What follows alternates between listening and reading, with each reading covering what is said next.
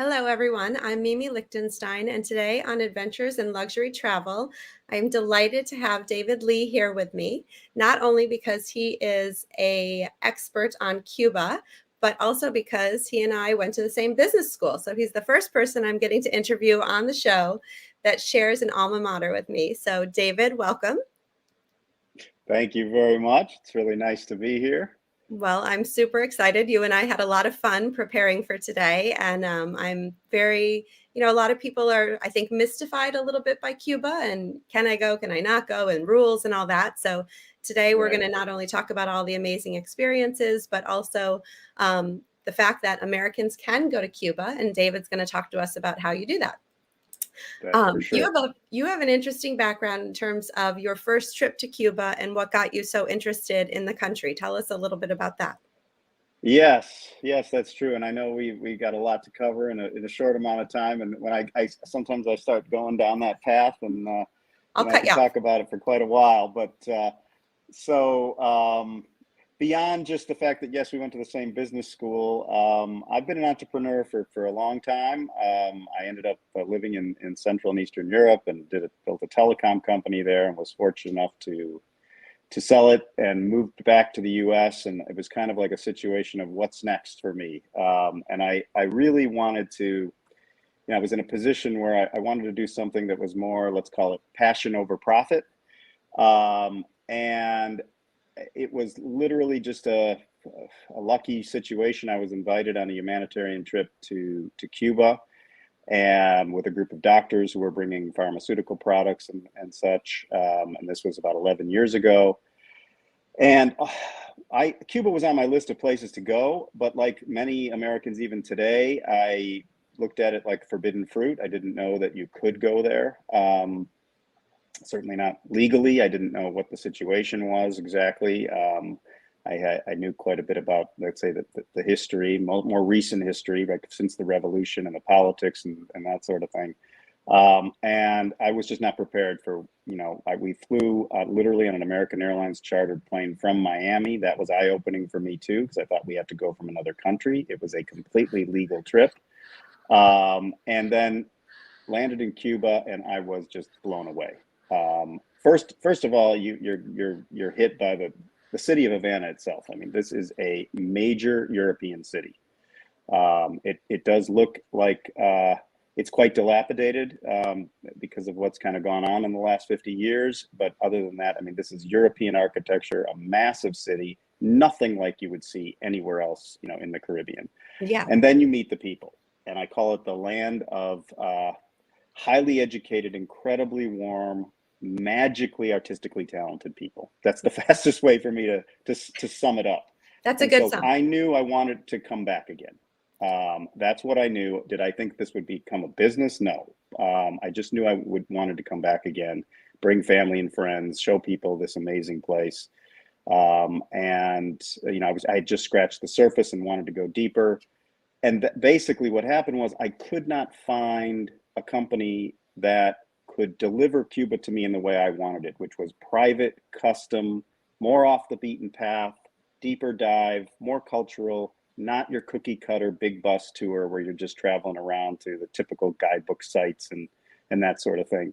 And so I started doing my own trips. That's the quickest way for me to explain it. We're lucky to have you here today.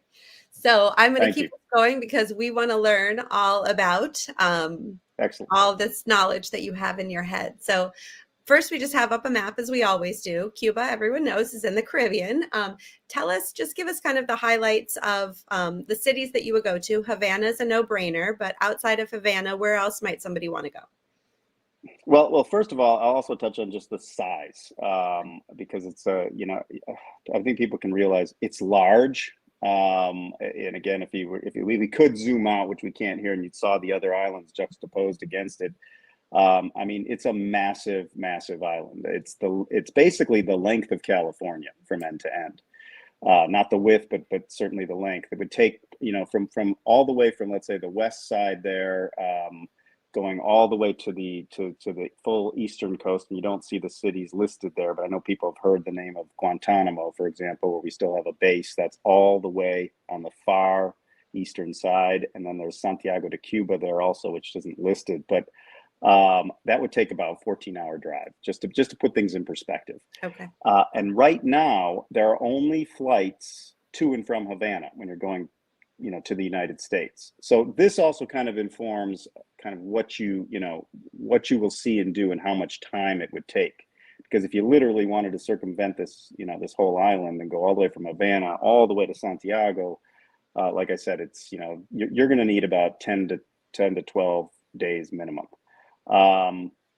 So what we usually do, and I would say 70% of our trips are very much Havana-based trips. So you see Havana there, easy access. We're talking 45-minute flight, honestly, from Miami or Fort Lauderdale or Tampa.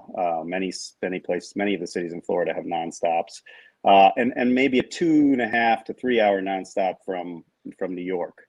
There are multiple cities in the U.S., by the way, that have nonstop flights to Havana. So I know many people don't realize that. So Havana-based trips, 4 or 5 nights. Havana is definitely, as you mentioned, the place you need to see, especially if you've never been before. It's the seat of culture, the best accommodations, the best food, the most to see and do and experience, and you can easily spend 4 or 5 nights there, never being bored a moment. If you have more time, and by the way, our Havana trips, we always do a day trip. And then you see places on there like Vinales Valley is marked on the map there on the west side. That's the famous tobacco country where the wonderful, cigars begin. And it's a beautiful area. Whether you're into cigars or not isn't the point. It's an absolute beautiful area, and you can visit it as a day trip. Also, there are the lovely, famous beaches. Varadero, which are to the west, the northwest there. If you kind of look up just directly above Cienfuegos, that's a day trip, 2-hour drive. Yeah, right where you're pointing. Yeah. And then if people have, let's say, 6-7 days or 7 nights, we love to add in Cienfuegos and Trinidad, which you see there. Trinidad itself is a UNESCO World Heritage City. It's I can't say enough about it. We'll probably talk more about it. We have a few photos to show, but that's kind of a perfect 7-night tour where you would go from Havana and travel through Cienfuegos, spend a couple of nights in Trinidad, and then head back again. Okay, and so some people who've probably looked into going to Cuba before might have heard of this phrase, people to people connections with the local people in Cuba. Tell us a little bit about that and what it is, and then give us a few examples, like the picture of this adorable little girl at a school in Cuba. Okay. Well, first of all, I just a minor correction. It is true that a few years ago, people to people was something you heard a lot. Okay. That was one of this quote unquote licenses for Americans to travel to Cuba. That, by the way, is gone. Okay. Does not exist anymore. We are what's called a support for the Cuban People company. Okay. And that is what we've done since our inception. It goes beyond what the U.S. requirements are. For us, it's literally our mission statement. So let me just explain this quickly, because there's, if you were to, a lot of people think, oh, it's complicated going to Cuba. I don't know. There's restrictions. And we have to go on some kind of a license, and we really like to blow that whole thing. It's a misnomer in many ways. And so we hate that word restriction. We almost never even talk about it, because literally, I would say there are none. To put it succinctly, there really are none. Everything that you want to experience, see, and do when you're in Cuba, it's not restricted. It's wide open. And because all we do are custom private travel, I can tell you there's nothing that appears in anyone's itinerary that we would say you literally cannot do because of some kind of legal restriction. And I think, support David, for the Cuban people, which is literally the legal title. Right.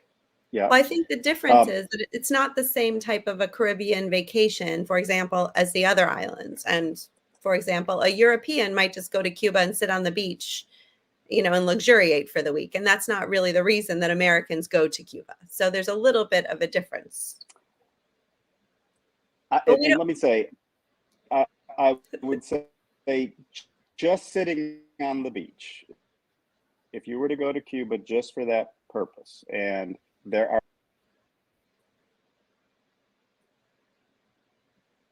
I'm still, you can still hear me, right? Because all of a sudden you've disappeared off screen and it's sort of Yeah, I think the connection for some I see an reason is not that hourglass. great. So I just want to make sure you still hear me. Yeah, I can And hear I'm you, not but it definitely just cut out for a did I moment. freeze for a second? Yeah. Okay, so just to pick up the point is, first of all, there are beautiful beaches in Cuba. That's absolutely true. And for non-Americans, it has been sort of that it thought of as very much a beach destination. But I will tell you this, because especially for you, your audience, and who we cater to more on the the higher end luxury beach resort sort of situation, while the beaches are absolutely gorgeous, they're pretty much just all-inclusive hotels of, let's call them, a 3.5-star variety. Yeah. And so for people coming from from the UK, other parts of Europe, from Canada, another example, they think of it as sort of an inexpensive, all-inclusive kind of beach destination. Yes, for Americans, not so much. No, and that's not why You're we're not really traveling there. traveling. Yeah, but you can visit the beach, and we definitely send clients to the beach for one, for a day trip, or maybe even an overnight, that sort of thing. It's not true that you can't go, but right now, until there are a little bit nicer resorts and that sort of thing, let's just say I wouldn't consider it as that's the reason to go. It is No. definitely, like you're talking about, much more of a cultural, active type of experience, not just sit around drinking cocktails at the beach. Right. But my point is on the whole idea of this, how do you go there legally? Support for the Cuban people. From the standpoint of the US government, what they're really saying, and I'm going to shortcut like 12 pages of legalese on the government's website. What they really want to kind of drive home is that they want to make sure that the vast majority of money any American spends on trips to Cuba go to the Cuban people and not the government. That's it. It's really quite that simple. And you know what? It doesn't matter about your political, stance, red, blue, green, everything in between. That's something I think everybody can get behind. We take it to a whole nother level. Support for the Cuban people, that's our entire mission statement. So from, when you travel with us, almost all of the money spent goes to the Cuban people. And the idea for us is we do not utilize the government's travel agency for anything. We have our own guides, drivers, vehicles, our own staff entirely. And then beyond that, even the margins go back to the Cuban people, which is that picture that you just had on the screen. For example, we support a couple of community projects, and we will do more as as the business grows. This one is basically it's like a Head Start preschool. It's a preschool for disadvantaged youth in Old Havana. Prior to them entering the Cuban kindergarten, it gives them a safe, healthy place to go during the day where they receive nutritious meals. They're taught to read before they even go to kindergarten. Of course, it's just like any preschool, private preschool would be in the United States, but it's absolutely free of charge and something that we fully support. The other one is a dance school, a dance school and a professional dance company called Havana Compás Dance. I can't say enough about them. I think we'll talk about them again a little bit later as well. But this is something where children can enter. This is after they finish their regular school. They come to the dance school. It's children ages 7 to 16. At 16, they graduate from the dance school and they can try out to be part of the professional company. So something unique, and this is how right now we're giving back to the Cuban people. But it's a highlight. I'll tell you this: nothing is mandatory on our itineraries, but we always talk about this with all clients before they go, and almost everyone wants to see where the money's going. And often, a stop at the preschool, visit to the dance school becomes one of the highlights of their trip. Absolutely. It's very special. And I think you and I, another thing we have in common is the human connections that you have with people when traveling are the things that are often most impactful. And so to have the opportunity, not only in these two examples, but many others that we're going to talk about with the artists and the people of Cuba and the fishermen and the chefs, that's what makes Cuba come alive and be so vibrant and colorful. And all of these pictures, you and I had so much fun saying, okay, well, what are we going to include? There's so many beautiful ones. There's so much color. There's so much music. It's just such a lively, beautiful place. And of course, everybody knows about the retro cars. So we have quite a few pictures of retro cars. That's Highlight, right. That's I think right. And you can consider it, some people might say, oh yeah, the car thing, it's kind of touristy. Well, yeah, it is, but it really isn't. it's So fun. it'll hit you from the moment you leave the airport. I mean, these gorgeous cars are everywhere. Not all of them so gorgeous, I'll be honest. But the point is, they stopped importing American vehicles after the revolution. And, aside from some Russian cars that came in, and then you'll see some other types of cars that come in diplomatically and that sort of thing, they had to keep these cars running for the last 60 years. It's incredible. It's a feat of engineering. I mean, some of them are held together with duct tape and rubber bands. But like these Cuban mechanics, you can't say enough about them to keep this going, because parts for these cars, as you can imagine, are very hard to come by as Yeah. well. And by the way, So some of them are immaculate like this, and we have our own fleet of these, beautiful cars, but you'll see them everywhere, all over the streets, in all, conditions and that sort of thing. But the point is still running, and it's everywhere. So it's literally part of the environment. and our clients don't drive around in the ones that are duct taped and rubber banded together, just so everybody. No, that's my point. We literally have our own fleet for a reason. We not only, I call them retro modified, because we put in air conditioning and seat belts, which was Okay. not standard, in the 50s. Okay. But yes, And then, it's part of the experience. Everyone loves it, and they should.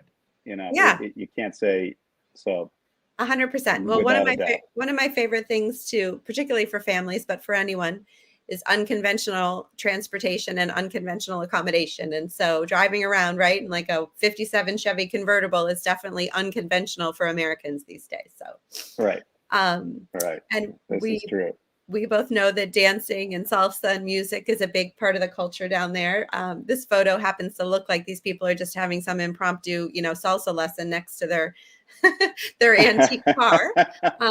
And we'll talk a little bit about salsa later. But I think again, it just shows the vibe and the fun of being here, right? Yes. Like it's not just It's a very yeah, I mean, it's a very spontaneous culture. yeah. And there's reasons for that. There's nuances to everything, but I mean, historically, the Cuban people have always placed this extremely high value on the arts.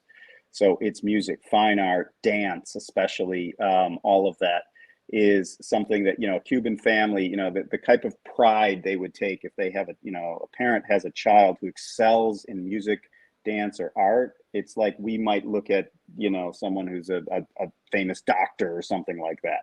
Mm-hmm. Not that they don't also take pride in that, but the point Yeah. is it's that kind of vibrant, and they're just that type of culture. It's about living for today. Mm-hmm. They exude that. So music is pouring out of the streets. People will dance impromptu. So you get this feel when you're walking around Havana. Mm-hmm. And then coffee. And I Coffee. see coffee. Obviously, Yeah. coffee is a big part of the culture as well. Delicious Cuban coffee, no question.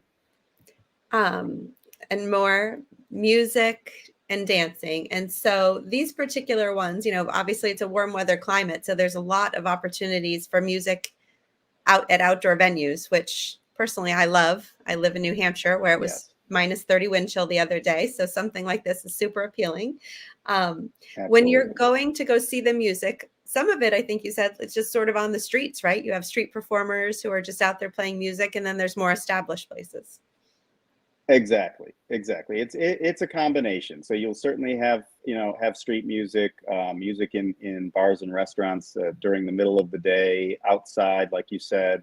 But and then of course the nightlife. So nightlife is also a big part of any experience going to Cuba, from jazz to salsa to even kind of newer forms of music that have kind of evolved, like reggaeton, that sort of thing. Very, very popular. Mm-hmm. And it's that type of culture almost any night of the week. I mean, certainly Thursday through, let's say, Sunday. There's going to be more going on, and again, more opportunities for live music in bigger cities like Havana. Mhm. But it's almost constant. There's always opportunities for that. Mhm. And like you said, tobacco farms and cigars are obviously a big part of the culture. I loved this Yes, photo because this is a woman smoking a cigar with her, I don't know, 2-inch long nails. that's This is right. just a street scene that you might see walking down the street. Correct. Correct. It is a lot of colorful people, especially in certain sections of Old Havana. You'll see more of that. But yeah, cigars are such a big part of the culture. It's not relegated, just to men by far. And I know that even in the U.S., I mean, there are certainly a certain number of females who smoke cigars, but it's much more rare. I think I don't know. There's never been a poll taken that I'm aware of, but I mean, in Cuba, you'll see more of that Mhm. for sure. Mhm. And when we have clients go, even if you're not a cigar smoker, we encourage you to at least, you can try it, you can take a puff. I mean, the thing about cigars are you don't inhale them. I'm not going to pretend that a cigar is health food by any means, but you're there. It's kind of like whatever. I mean, if you're going to the Champagne region in France and you want to, whether you drink, you might taste a little champagne. It's a nice idea to just hold a cigar, learn about it, understand what goes into the making of a cigar. Mhm. There are over, I think, what do they say, over 100 individual people and, hundreds and hundreds of man hours that go into every single stick, every single cigar that is handmade from seed to stem, as we call it. Okay. And yeah, it's a long, long history in Havana and these factories. But I think we'll touch on that even more. You've got more photos. Yeah. Well, These I have think, been around for over 100 years. it's one example of there's so much to learn there, right? So even if you don't want to smoke a cigar, just learning about the production and seeing the, tobacco farms and all of that, it's a interesting, conversation about agriculture. And then there's, we'll talk about a few Yeah. different interesting people you can meet. And here's an example: a photographer. For people who are photographers, Cuba is an amazing destination because it's so colorful and there's performers everywhere and colorful art in the streets and the architecture. So tell us a Yes. little bit about, Yes. this guy. It's first of all, it's a photographer's dream destination, Yeah. and you don't have to be a pro to take incredible shots. It's everywhere you turn, whether it's in a beautifully restored, renovated building or square, or something that is more dilapidated. As you know, sometimes those make some of the most interesting photos, and then of course the colorful people.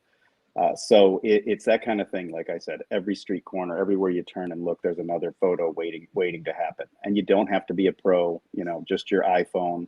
And these days, as we know, or a smartphone, they're taking the quality of the photos that you can take.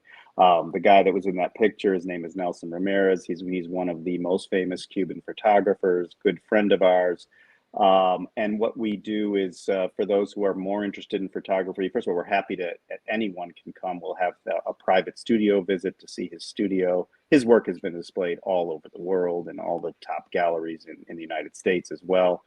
But you can also do a private photo safari with him, and he'll take you to some off the beaten path neighborhoods and just show you things you wouldn't normally see, and then help you construct amazing photographs of it. Mhm, A mhm. very, very popular thing to Yeah, do. I have some clients And who he's are just a fascinating individual. Just talking to him is interesting. right. So it's the fun of taking the pictures, but then you're also hearing about his story and all of that. So, and I love that he's Yes, helping you maybe set up your shot. So for those of us who maybe aren't those, professional photographers, he could probably help us improve. Just more example absolutely. of the art and architecture, the color. Yes. Yes, This is and just walking down the it's street. like I said, you'll see this everywhere. And Hmm. again, what's so interesting is the juxtaposition. So you'll see a square like this one, and this is a renovated square. Um, and if you could zoom in, which I don't think you can, but what's interesting, like in a lot of these renovated squares, um, there's a whole department in Cuba. It's and a lot of time and a lot of money has gone into it that is dedicated to architectural and renovation, and done in the proper way to preserve, preservation is so important. And so you'll see, like in the building, the taller building on the left, in the little corner there, there's a picture, and it's pretty big if you're down on the square, where they show you the before and after. Oh, And almost every building in the square has one of those. So as you walk around, yeah, exactly, yeah. you found it. Okay. So as you walk around, there'll be this before photo also. And so there's these renovated squares. And then literally, if you walk half a block any direction from there, you'll see buildings and squares where it's not renovated. You can see how gorgeous these buildings would be. And some of them, all that's standing is the front facade, nothing behind it. But it's part of the experience. And that's what makes this so unique. It's really unlike almost anywhere else in the world where you see this sort of thing.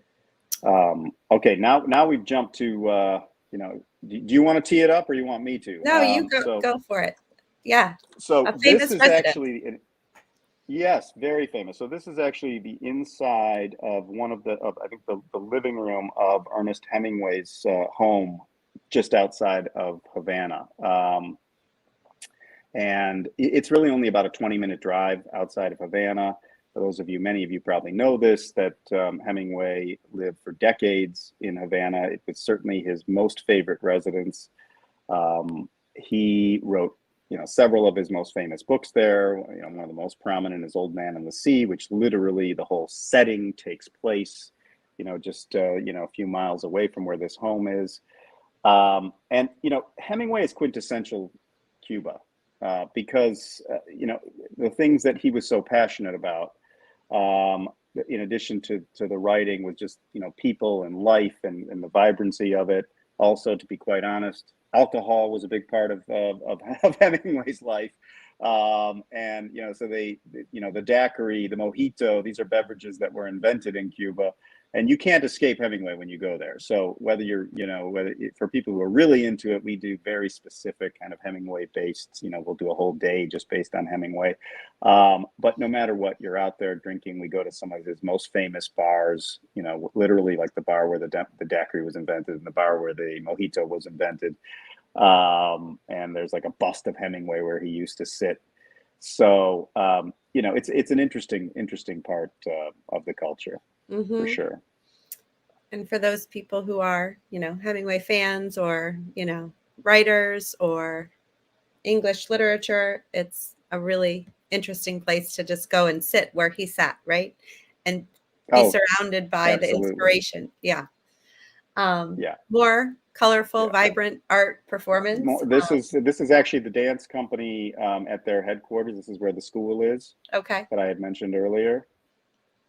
And one of the things that's so unique about them, just to touch on a little bit more, they are, if you back up there, so they are a fusion of traditional Latin dance, rumba, salsa, even flamenco, and Afro-Cuban rhythm. And Afro-Cuban rhythm is the heart of that. Is what's something called the bata drum, which those colorful drums right in the center back of the of that picture, and percussion. Percussion is such a key part of everything.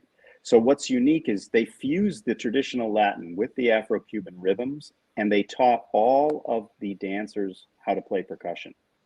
So they literally, you see drumsticks in their hands, and those chairs are traditional. They're called like fishermen's chairs.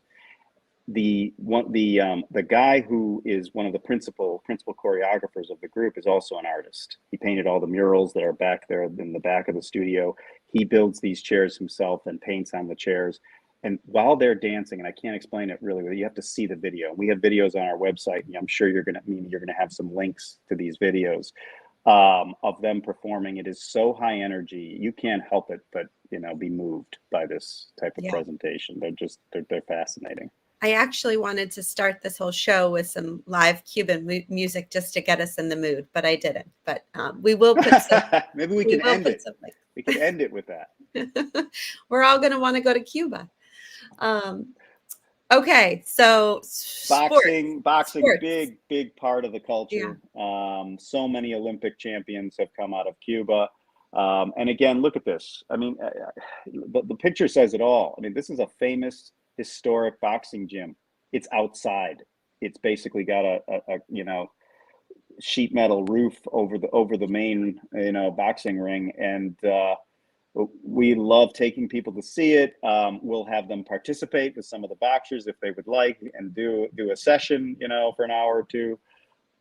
It's again, big part of the culture, fascinating to see. And this particular gym is like right in the middle of one of the neighborhoods in Yeah. Old Havana.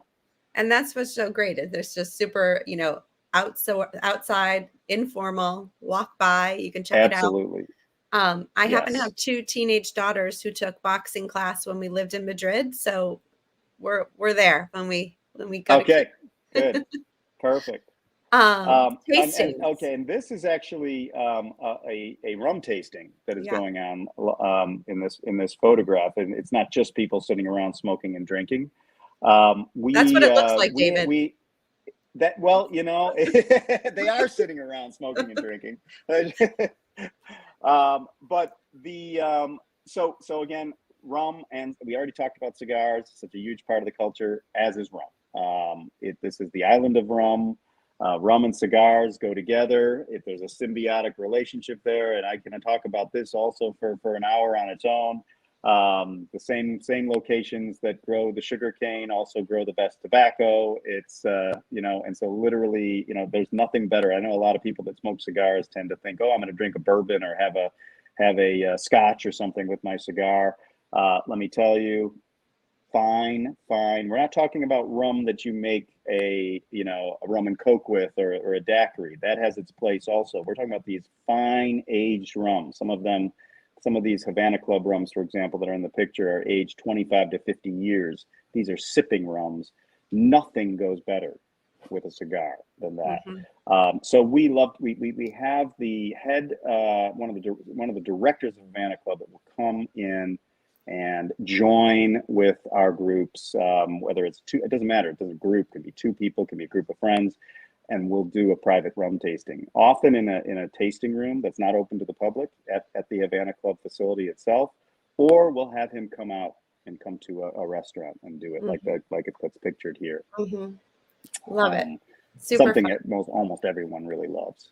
I think what's so great about Cuba is it's so easy, because the whole purpose of the trip is so cultural. It's so easy to sort of blend into the culture while you're there and have these experiences that next table to you are a group of friends who are Cuban, doing something similar. Maybe not a tasting, but they're hanging out together for their evening outside, listening to great music. And, you're all just out there enjoying life. Yeah. Yeah.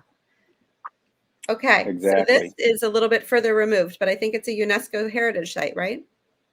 Yes, it is. This is a place called Las Terraces, which is this is something that we do as a day trip. So I think I mentioned that even if you're there for, let's say, a 4 or 5 night trip, that we're based in Havana, we always want to get the clients out into the countryside to see what it's all about. This is one that's very popular. It's only about an hour and a half just north west of Havana, on the way to Vinales Valley, and it's a fascinating place. It's like basically the site of where there were some former like coffee plantations. They're not there anymore, and the area was a key agricultural area, but the land was falling into disrepair. There wasn't much going on. And actually some people from the Cuban government came in, and what they did is they said, they got all the farmers together to form sort of this community type environment. And they said, if you guys come together and build a joint terraced farming environment and fix all of this land, we will build a self-contained community for you with your own schools, hospitals, that sort of thing. And you take care of the agriculture, we'll take care of the rest. And it worked. So to this day, let's flash forward 50 years, this community is one of those where it is so popular. If you're fortunate enough to live there, you have to be born in, or you have to marry someone to get into this community. Wow. No one leaves. And now it's really an artist community also. And so it's a fascinating place to go. There's always live music going on, and you enter and you travel around, and there's delicious coffee, and it's also kind of a great place for birding. So it's a nice place, really nice place for a good, like, let's say, half day trip. Well, it sounds like it's definitely worth, worth extending a little bit from just a Havana trip. Question before we move on to culinary stuff, the one thing we didn't bring up, baseball. So Cuba loves baseball. Oh yeah, yeah. And I got another. I think a lot of people already know that. Like, if you look at our major leagues, there's a tremendous percentage of Cuban baseball players. Baseball is literally their national sport. They excel at it. Every kid grows up with playing baseball. A lot of it is just street baseball. Again, this is a very poor country, but baseball you'll see everywhere, and it's very popular for people to want to go to a professional Cuban baseball game. There's an interesting old stadium in Havana, so we'll often go to games, take people to games there, and people like, we do this a lot. People, we have families or groups of people and just bring them in and they can play a pickup game of baseball with some of the little league players. It's a true win-win, 100%. The kids love it. Absolutely. We've and then we've done we'll that often have our before guests bring mitts and balls and things like that with them, to because share. that's like gold. Yeah. Bringing a brand new mitt to a kid in Cuba is definitely like handing him gold. We played baseball. My son, who at the time, many times we went to the Dominican Republic and he would play with a team there. And I was so amazed. I'm curious if Cuba's the same way. There was one main coach. There's probably about 50 kids, and the older ones down to the little ones, probably like 5 years old to 18 years old. They got there. They didn't even have to ask any questions. They knew exactly what to do. The older kids were out there starting the drills with the younger kids, and they just were on it from moment one. And my son just blended right in. And it was a highlight of the trip for him. So I think for anybody who has kids or young teens, it would be so fun. Yes. Yeah. Okay. No doubt about it.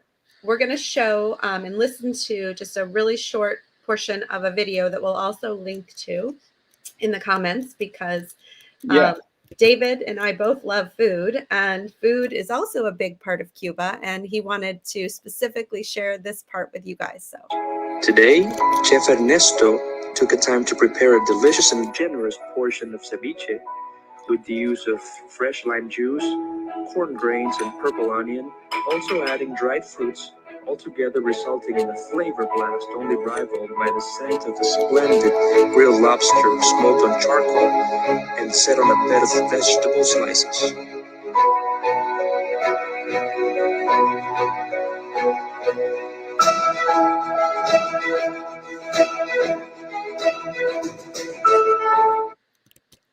So we could watch that entire video, but that would take us another 5 minutes. So we will have it for you. And listen, like you said, you have a link, I think, that you're gonna share to go to that, because I really do encourage people to watch it. I mean, 5 minutes isn't that long. I can't say enough about the cuisine, and this is an interesting thing, because again, I think it's for people who maybe have gone to Cuba and haven't been there, let's say in the last 5 years or so, you might say, oh, well, you don't go to Cuba for the food. Let me tell you, that couldn't be further from the truth. Yeah. The cuisine is phenomenal. And what's happened is they've created this thing called the paladar. It's a uniquely Cuban invention. It basically started as a table in someone's home. And it was a way for the Cuban government to start this concept, which they're expanding quite a bit now, of allowing a certain amount of entrepreneurism to exist. And so they allowed it as like just a few tables in your home. And then it slowly started to expand. Paladars now are quite simply, where the best food is served. And these are, again, private restaurants, not owned by the government. To be a paladar, you do have to live in the restaurant somewhere. So what'll happen is you'll see a beautiful old mansion up in one of the suburbs of Havana, and it looks like a house. You go in, the first floor is completely converted into a restaurant, and the family lives upstairs. Or some of them are even in apartment buildings. But every single meal that you go to in these paladars will be an adventure in itself. A lot of them are they're only limited, let's say, by their ingredients. Cuba is also unique in that way. There aren't these amazing markets to go to where, you know, a chef in the US or France or, you know, any more developed country would go to this amazing market and pick out their cuisine. You know, the ingredients are much more limited in Cuba. And as such, what's also interesting is the very best of these paladars are completely organic. So all of to be a successful paladar, you have to either own your own or have a great relationship with a small organic farm that brings you the fresh vegetables, fruits, produce every single day. You have a fisherman, for example, that either is in your family or someone that you contract with who brings you his fresh catch of the day. And that's what you're serving. So the menus change every single day. I can't say enough about it. They have chefs that are coming in from outside to consult. So this isn't limited to just the, you know, the knowledge of the local Cuban chefs. And it is, like I said, it's every single meal while you're there will be an adventure and an experience in itself. Love that. And I think, you know, so many people go places because they want to experience local people. And that's exactly what you're doing when you're eating at a paladar. And I'm going to briefly go through some of these just to make sure that we have time to get through everything. There are some also famous restaurants that you can go to when you're in Cuba, including Floridita. Why is Floridita so famous? Well, and not restaurant, let's call it bar. It is a restaurant as well, but because the restaurant is government owned, the food is just okay. We would never go there as a restaurant. But this is the famous place that the daiquiri was invented. One of the big haunts of Ernest Hemingway, and literally it celebrated just last year its 500th anniversary. It's one of the oldest running bars in the world. So it's a very cool place to go. And basically you go there and have a daiquiri. You don't order anything else. It's pretty much what you do there. Okay, it's not a restaurant, it's a bar. It is a restaurant. There's a restaurant in the back. My point is, no need to go there and have the food. Yeah. And they always have live music too, right in the front as you enter. It's just a wonderful vibe and a great place to go. Okay. And this one is actually the inside of the Bodegita del Media, which is the place where the mojito is said to have been invented. Another famous Hemingway haunt. He has a quote where he says, my daiquiris at Floridita, my mojitos at Bodegita. That's like a Hemingway quote. It's right on the wall of this particular bar. And then you can see those guys lining up these mojitos. And by the way, because I know mojito is a very popular drink in the US as well, the difference in a mojito in Cuba, you will taste it immediately. It is a different type of mint that grows there. So the whole flavor of the drink is different. And you'll see the minute you taste it, and that's it. You'll be like, okay, you'll never have a mojito as good again. And it's also obviously local rum. So mojitos they're one of my favorite drinks. However, I like to adapt them and have them be. I love regular mojitos, fine, but also passion fruit mojitos. Are they mojito purists in Cuba, or do they do other flavored types of mojitos? No, there's so many, especially some of these paladars and these new bars that have popped up. They've got your cocktail specialists who are there coming up with amazing, versions of everything. Okay. So, and the key is fresh. So when they start doing, new versions, whether it's mojitos or daiquiris, it's always fresh fruit. Yeah. Absolutely delicious. And this is so the night scene in Cuba. What I love about working with you on trips to Cuba, we'll talk about this a little bit at the end, but you're going to have a guide with you all the time. And at nighttime, your guide is sort of your like nighttime entertainment concierge. So he'll tell you all the good places to go and take you to them. And that includes this one. Well put. Yeah. Well put. Exactly. So you'll have a full-time private dedicated guide who, like you said, he's out there touring you around during the day. At night, while you're having dinner, his hat changes to be your private nightlife concierge, as you said. And this is the thing. Cuba's a place, it's very raw. It's very spontaneous. You don't have a timeout guide where you can go and search for, where should we go for salsa tonight or jazz or that sort of thing. The guide is key. He is calling around, finding out, let's just say you're interested in salsa or you're interested in some jazz or something. He's out there finding out where the best bands are playing, what location, getting you a table reserved if that's necessary. And that's what happens. And then after dinner, you're whisked off to your next location. And this, for example, is this is a scene at one of the bars inside of a place called the Fábrica de Art. FAC is those letters that you see in the middle there. That stands for Fábrica de Art, Art Factory.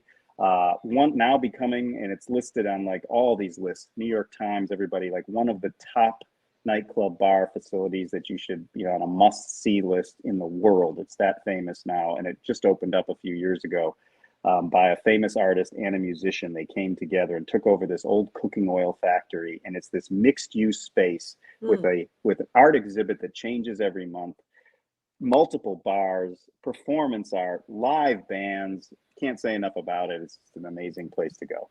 Okay. If there were a timeout guide, it would be the #1 place to go. So everybody. Yeah. Okay. So translating a little bit more into activities, how to be active when you're in Cuba. Dancing is an easy one, whether it be you just find a partner as you're walking down the street or take some salsa lessons with your partner or a professional. I think that's super fun. A lot of people, it would probably be a little bit outside of their comfort zone to just go start dancing with a teacher or another partner, but so fun, right? When the music gets started. Absolutely. Absolutely. And, here's the thing. I mean, again, none of our trips are, like I said, preordained, pre-cookie cutter or anything. So everyone chooses what it is they want to do, and we build out an itinerary. Private salsa dancing lessons is one of those things. The key difference here is this is not a professional salsa instructor that's standing in front of a room and you're just out there following them and dancing. Every single person has their own dancer assigned to them. And these are very warm. It's just like, this is the thing about the Cuban people. You're not going to feel intimidated. No. Usually, if we'll schedule the salsa dancing after the rum tasting, perhaps, or after a visit to the Bodegita del Media, where you can have a couple of mojitos. But the point is, it's just fun and relaxed, and no one judges you. That's just the way the culture is. When you're in a salsa bar, strangers will ask you to dance, pull you out of the table. They don't care if you know how to salsa. And, you don't have to do it, but it's that kind of atmosphere. They're just like that. They're warm, and they're like, I'll teach you, don't worry about it. Shake your hips, move side to side. No one cares. Just have fun. That's the point. Done that. Be spontaneous. I've done that in a bar in the Dominican Republic, and it was a little intimidating, but it was so fun. So you just got to say yes. That's what life's about. So, but in general, since you mentioned active, I mean, the point is all of our trips are active. Cuba's a living museum. It's not a place, even though we talk about this as a cultural destination, which of course it is, that doesn't mean, unless you really want to, that you ever have to set foot inside an actual museum. And they're wonderful museums. Like the fine art, the actually contemporary art museum is amazing. But the point is, it's all about being active and out and about, no matter what. Whether you're, literally seeking some kind of super active kind of activity, like we do city bike trips. We have e-bikes and regular bikes to do that. We have day trips out into the countryside. Like I said, we can go on hikes to beautiful locations like this for waterfalls. This one actually is near Trinidad. It's a really special place to visit. That is the only 18-hole golf course in Cuba. Beautiful location. Many of the holes are right on the ocean, on the Caribbean Sea. And that's actually in Varadero. And it's something we can do as a day trip. So, and I think I have a lot of clients who play golf, and it wouldn't have occurred to me to play golf in Cuba. So I love knowing that that's an option, because sort of like Alaska or Africa, like you're going there for a different purpose, but why not do something you love while you're there? Right. And what's cool about that particular course, the location, it's right next to this famous place, which was it's called the former Dupont Mansion of the Dupont family, who had several successful, plantations there. And that the house is still remaining. It's now been converted into a restaurant. And then there's a beautiful beach just off to the right of that. So if you go with, let's say, couples or family or whatever, and some people don't want to golf, while someone's golfing, they can be at the restaurant or they can be hanging out at the beach club. So fun. And we've This touched is on the our, inside of one of the art galleries. Mhm. Art is also, like I said, big part of Cuban culture.